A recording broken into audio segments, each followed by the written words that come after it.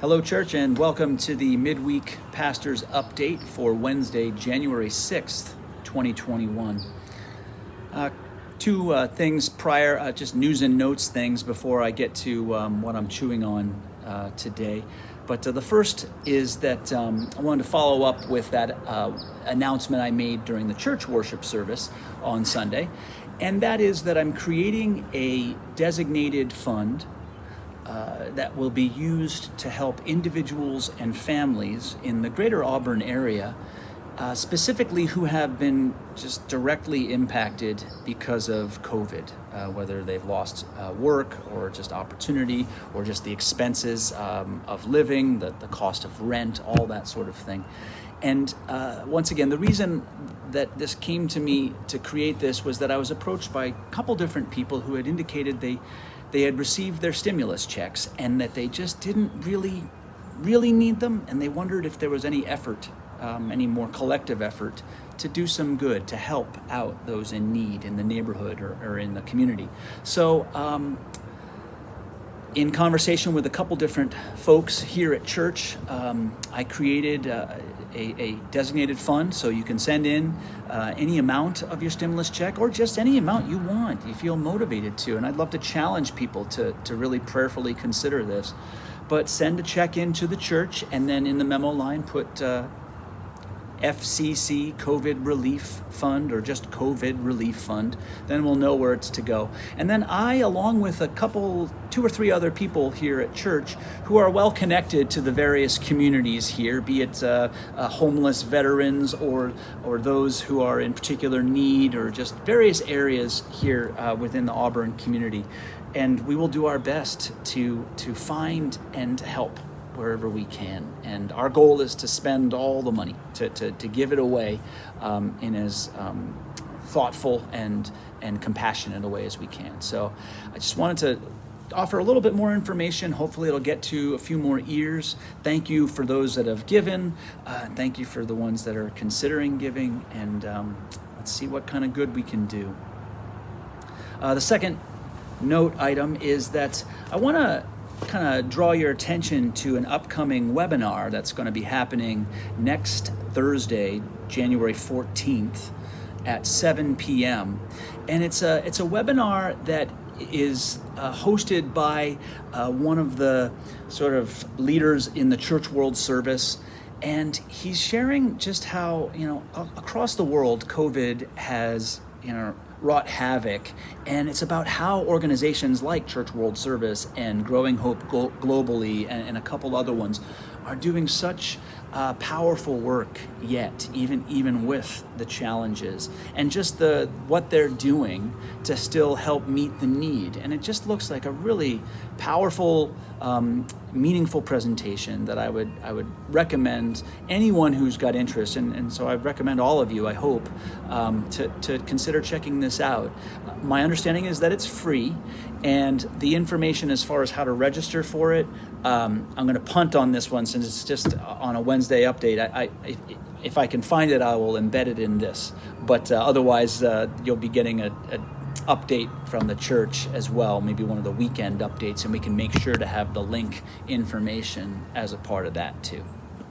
So I hope you'll all consider, attending that because the work that these organizations do is no less it's more important now perhaps than ever with so much food insecurity across the world. So with that said, I'd like to just kind of get in what's on my heart right now, and this is a pretty raw day, actually. So I don't know how this is all going to come out, and my goal is I don't want to edit this. Let's just talk, right? Today is Epiphany, the day of Epiphany, the day that customarily we celebrate the arrival of the wise men at the house where the young boy Jesus lived, not as a baby, as at this stage in Matthew's story, he's a toddler, but they get there and they're celebrating his reality, his light, his presence on this earth. And today, in this day that's often a day of celebration, when I look at how I will remember today, it won't be for that. It'll be for what is currently happening right now in Washington, D.C., with what I can only describe as a shocking and disgraceful show of behavior. Like many of you, I don't even know if I have words for it. It's beyond partisanship. It's just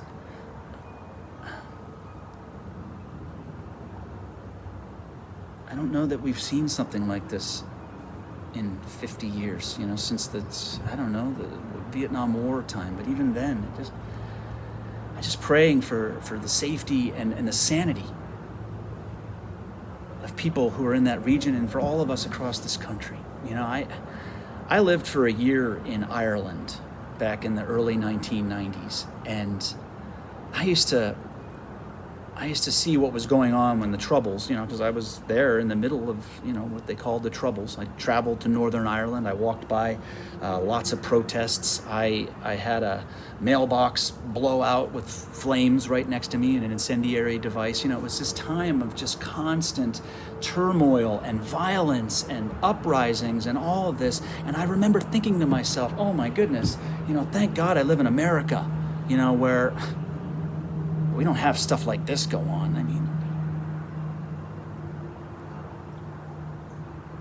And I am someone who's very supportive of protest, peaceful protest. I've done my share of it. I think most of us have. When you believe in something, you do what you can to stand up, to speak out.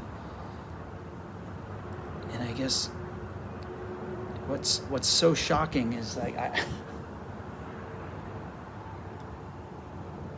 don't recognize a lot of what I'm seeing here as being a part of is this America?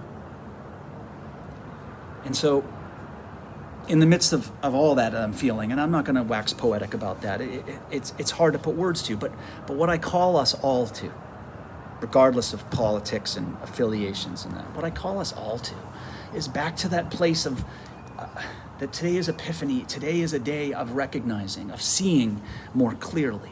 And may somehow through this garbage that we've been going through as a nation for not just today, but just the way we relate and interact in our discourse and all of it, may we learn to see more clearly, and may the light that guided those magi in that story to that place of witnessing this child, the reality, the life, the preciousness of that life. May we see each other with that clarity and hold each other with that sense of preciousness, that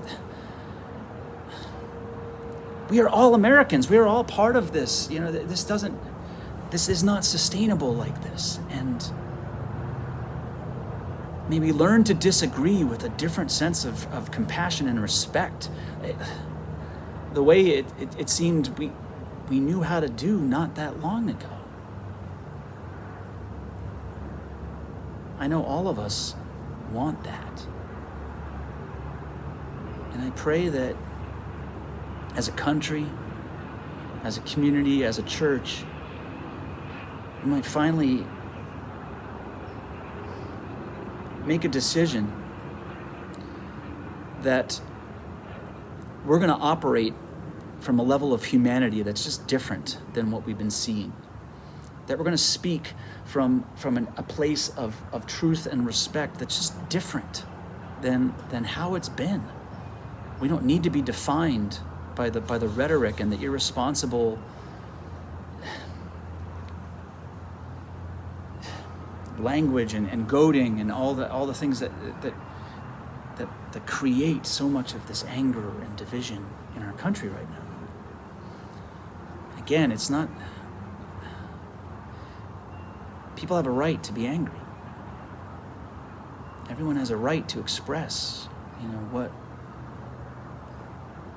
what they're feeling, what's going on. But there's a way that we can do it, and not tear the fabric of who we are as a people and as a country. So on this Epiphany Day, I pray that we see the light. We see the light.